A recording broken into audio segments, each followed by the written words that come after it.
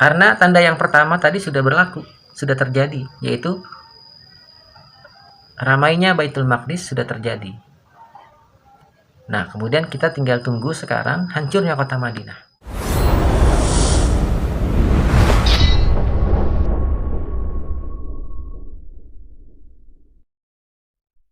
Bismillah. Assalamualaikum warahmatullahi wabarakatuh.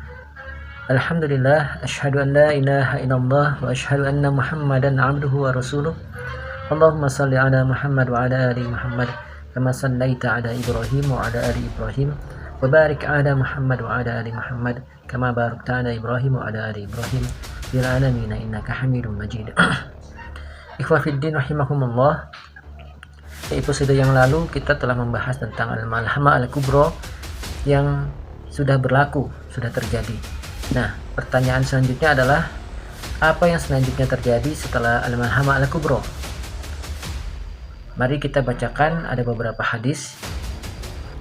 Rasulullah Shallallahu Alaihi Wasallam mengabarkan dengan sabdanya, telah menceritakan kepada kami Haywah bin Shuraih Al-Himsi berkata, telah menceritakan kepada kami Baqiyah dari Bahir, dari Khalid, dari Ibnu Abu Bilal, dari Abdullah bin Busr, bahwa Rasulullah Shallallahu Alaihi Wasallam bersabda, antara peperangan dan pembukaan kota Konstantinopel jaraknya 6 tahun. Lalu Al-Masih Ad-Dajjal keluar pada awal tahun ke-7.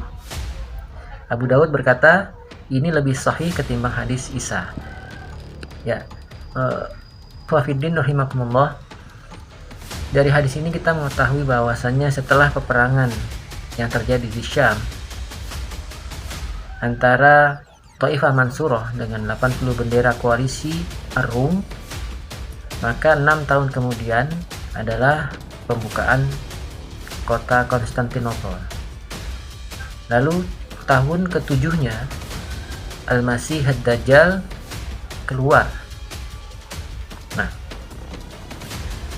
mari kita berhitung peperangan Taifah Mansurah melawan Ar-Rum yang dimaksud berakhir dengan kekalahan 2/3 pasukan Taifah Mansurah.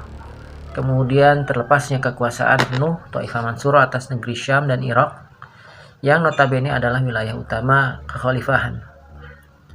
Peristiwa ini terjadi pada tahun 1440 Hijriah atau 2019 Masehi.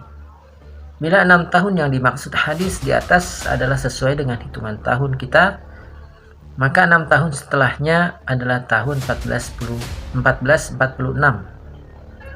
Hijriah, yang menjadi patokan adalah tahun Hijriah. Nah, sedangkan tahun ini, tahun di mana kita berada, yaitu tahun 1444 Hijriah atau tahun 2022 Masehi. Maka insya Allah bila interpretasi kami benar, bila hadis ini dengan interpretasi kami cocok, maka 2 tahun lagi, 2 tahun Hijriah, secara khusus Taifah Mansurah atau secara umum kaum muslimin akan menaklukkan Konstantinopel atau Turki. Nah, ini tentunya masih dalam benak kita masih bertanya-tanya bagaimana hal ini bisa terjadi, sedangkan hari ini saja belum terlihat kabar yang signifikan dari Taifah Mansurah. Ya. Nah, tentunya ini adalah rahasia Allah Subhanahu wa taala. Dan ini adalah kabar gembira bagi kita semua. Namun bersama kabar gembira selanjutnya adalah peringatan bahwa setelah pembukaan kota Konstantinopel pada tahun ke-6, 2 tahun kemudian dari sekarang, bahwa tahun ketiganya atau tahun ke-7 dari hadis tadi ya, yang berarti 3 tahun lagi dari sekarang adalah yaitu tahun 1447 Hijriah, akan muncul sosok yang menjadi fitnah terbesar umat manusia, yaitu munculnya Al-Masihud Dajjal la'natullah alaih. 3 tahun lagi, ikhwah. Nah, ada pertanyaan bahwa apakah penaklukan Konstantinopel terjadi sebelum Al-Mahdi muncul atau terjadi setelah kemunculan Al-Mahdi? Nah, ini satu hal yang perlu kita kaji lagi.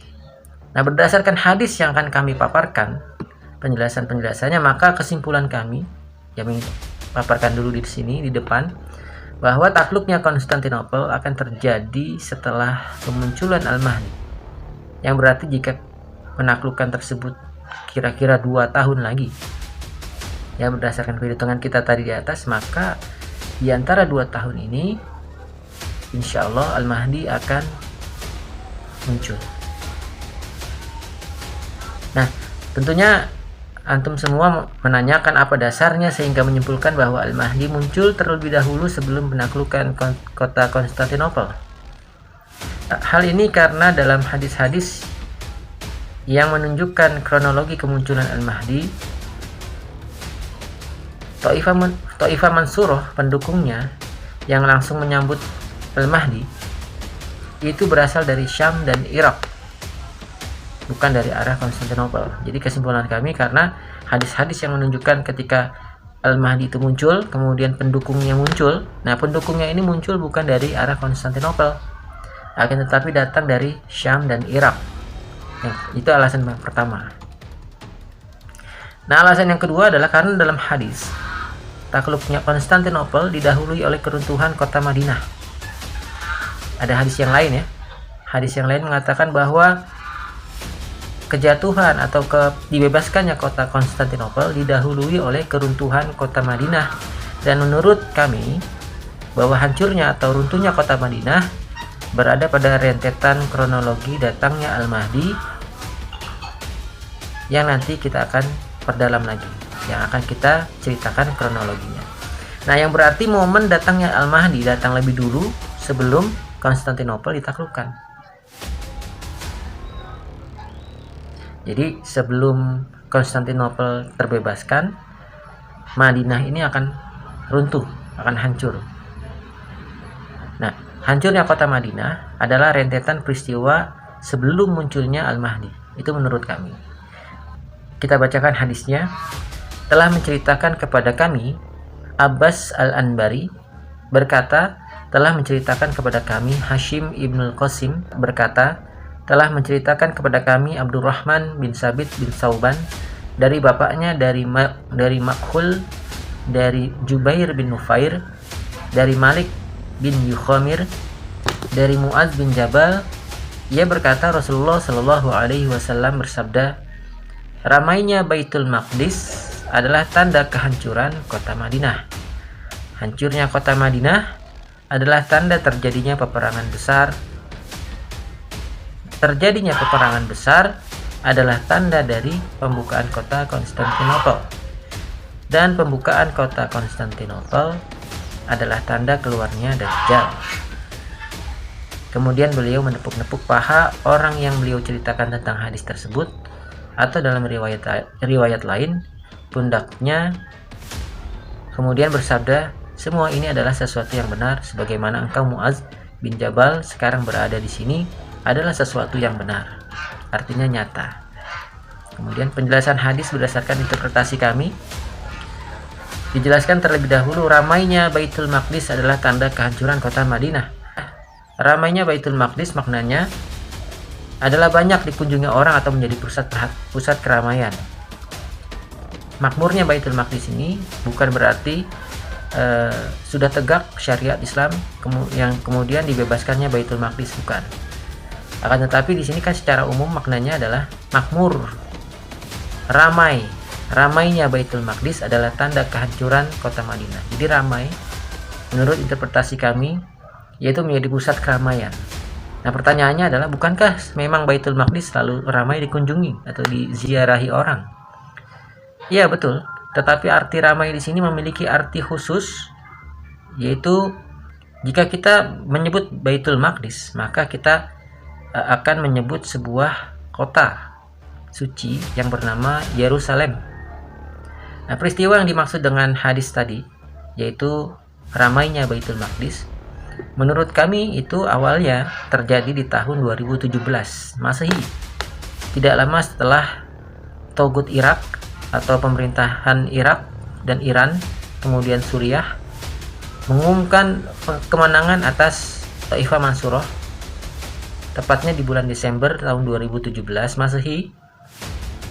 Kemudian Arum atau Presiden Ar-Rum, Presiden Amerika Serikat, mengumumkan mengakui Yerusalem atau Baitul Maqdis sebagai ibu kota Israel atau Zionis. Pengumuman ini disampaikan kemudian disambut oleh seluruh umat Yahudi, kemudian umat Kristen dan umat lain yang mendukung Zionis dengan gembira. Kemudian mereka atau Zionis mulai meramaikan Yerusalem dengan perhelatan, kemudian perayaan berupa pesta-pesta dan konferensi peresmian dengan mengundang wakil-wakil dari setiap negara untuk datang ikut meresmikan dan meramaikan ibu kota baru Zionis Israel, yaitu Yerusalem atau Baitul Maqdis. Nah, inilah makna ramainya Baitul Maqdis. Jadi punya makna seperti ini.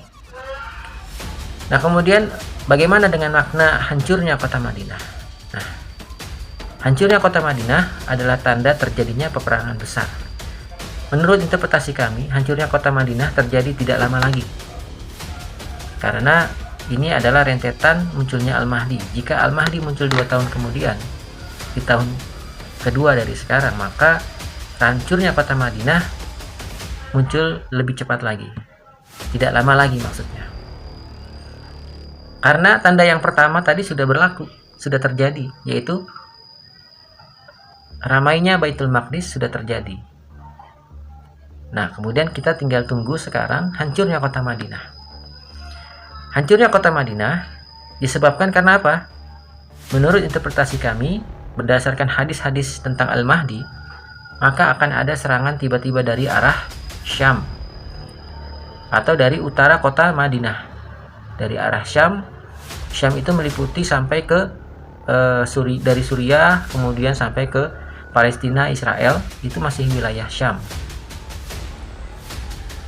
Ya, diserang oleh pasukan darat dan yang tujuannya menghancurkan Baitullah, kemudian membunuh Al-Mahdi. Nah, hadisnya sebagai berikut.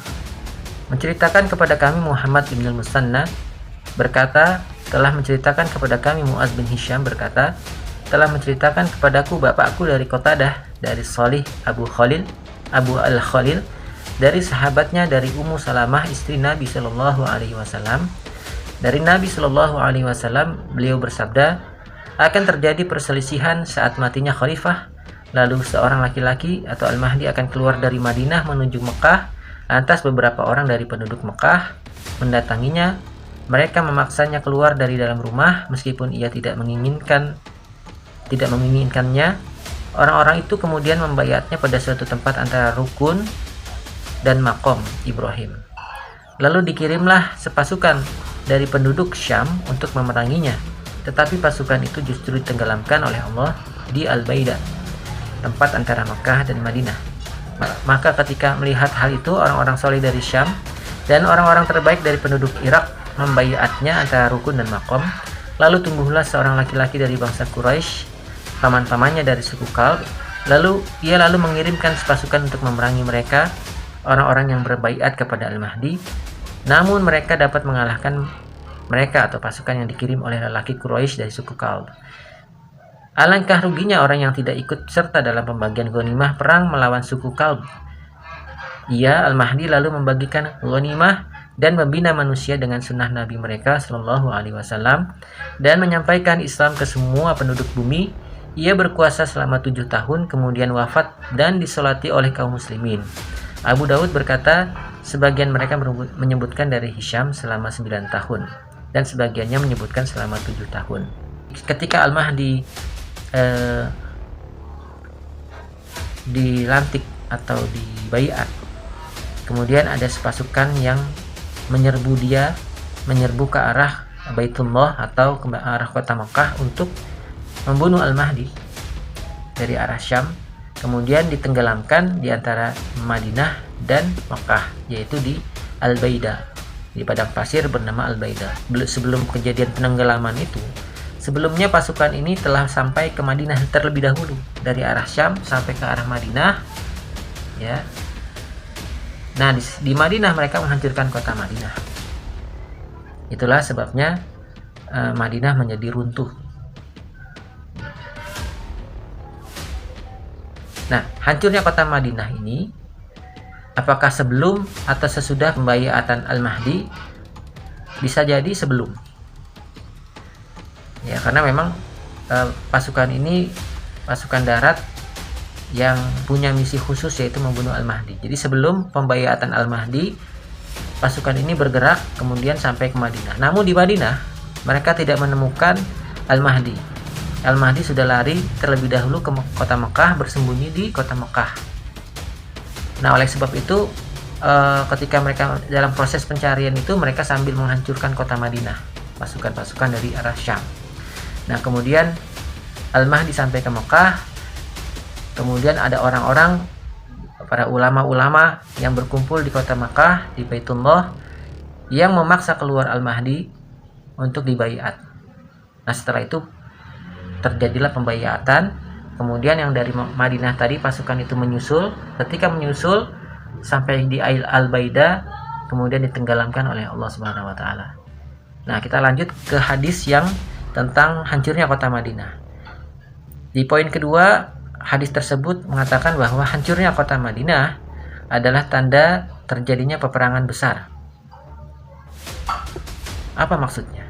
Apakah Al-Malhamah Al-Kubra? Nah, menurut interpretasi kami, ini adalah Al-Malhamah Al-Kubra, lanjutan dari Al-Malhamah Al-Kubra yang pertama. Al-Malhamah Al-Kubra yang pertama adalah pertempuran antara Thaifah Mansurah melawan Ar-Rum dengan 80 bendera koalisinya. Nah, Al-Malhamah Al-Kubra yang kedua, yaitu peperangan besar setelah hancurnya kota Madinah tadi, yaitu setelah Al-Mahdi dilantik.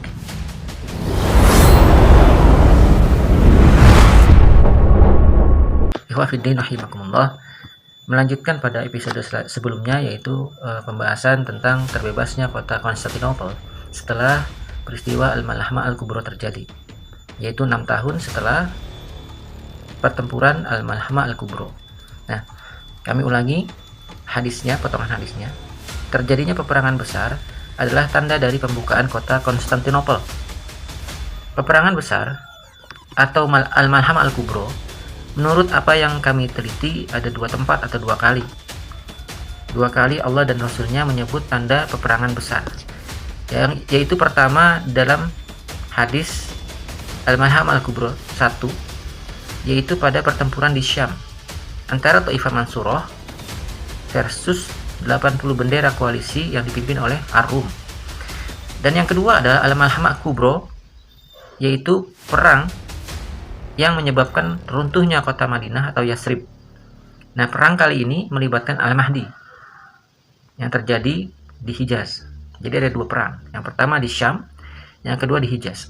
Nah, pertanyaannya adalah, jika dikaitkan dengan hadis pembebasan kota Konstantinopel, yang ada di dalam hadis tersebut dijelaskan bahwa jarak di antara pertempuran dengan dibebaskan kota Konstantinopel berselang 6 tahun. Hadis riwayat Abu Daud. Nah, pertanyaannya adalah, maka pertempuran yang mana nih? Karena ada 2 pertempuran. Pertempuran yang mana yang dimaksud oleh hadis ini? Apakah Al-Malhamah Al-Kubra yang pertama, yaitu di Syam, yang melibatkan 1 bendera versus 80 bendera tadi? Atau yang kedua, yang terjadi di Hijaz, yang menyebabkan kota Madinah hancur, yang melibatkan Al-Mahdi? Nah, Syekh Al-Mubayyad, Ahmad Al-Mubayyad, dalam bukunya Ensiklopedia Akhir Zaman, halaman 739, pada subjudul Al-Malhamah Uzma, menjelaskan atau berpendapat bahwa yang dimaksud berjarak 6 tahun dengan penaklukan kota Konstantinopel adalah pertempuran kolosal yang terjadi di Syam atau Al-Malhamah Al-Kubra yang pertama, yaitu pertempuran 1 bendera versus 80 bendera koalisi Ar-Rum, ya. Nah, setelah pertempuran itulah baru kemudian 6 tahun berikutnya akan takluk kota Konstantinopel, dan sebelumnya atau di masa berjalannya waktu 6 tahun tersebut, Baitul Maqdis akan makmur dan kota Madinah akan runtuh, seperti yang sudah kami jelaskan pada video yang sebelumnya. Nah, pembukaan kota Konstantinopel adalah tanda keluarnya Dajjal. Syekh Al-Mubayyad mengatakan bahwa setelah perang antara Thaifah Mansurah versus Ar-Rum, 6 tahun kemudian Konstantinopel ditaklukkan, kemudian Dajjal muncul. Nah, berikut hadisnya. telah menceritakan kepadaku Zuhair bin Harb, telah menceritakan kepada kami Mu'alla bin Mansur, telah menceritakan kepada kami Sulaiman bin Bilal, telah menceritakan kepada kami Suhail dari ayahnya dari Abu Hurairah, Rasulullah Shallallahu Alaihi Wasallam bersabda, tidak akan terjadi hari kiamat hingga bangsa Romawi turun ke medan perang di suatu tempat bernama A'maq atau Dabik, sehingga ada sekelompok pasukan dari Madinah yang keluar menghadapi mereka. Mereka adalah sebaik-baik penduduk bumi ketika itu. Dan tatkala mereka berhadapan, pasukan Romawi berkata, biarkanlah kami memerangi orang-orang yang menawan kami. Kaum muslimin menjawab, tidak demi Allah, kami tidak akan membiarkan kalian memerangi saudara-saudara kami. Maka terjadilah peperangan antara mereka. Lalu ada sepertiga yang kalah, di mana Allah tidak akan mengampuni dosa mereka untuk selama-lamanya, dan sepertiga lagi terbunuh sebagai sebaik-baik para syuhada di sisi Allah. Dan sepertiga lagi Allah memberikan kemenangan kepada mereka. Mereka tidak akan ditimpa sebuah fitnah untuk selama-lamanya. Lalu selanjutnya mereka menaklukkan Konstantinopel, dan ketika mereka sedang membagi-bagi harta rampasan perang dan tengah menggantungkan pedang-pedang mereka di pohon zaitun, tiba-tiba setan meneriaki mereka, sesungguhnya Al-Masih atau Dajjal telah muncul di tengah-tengah keluarga kalian.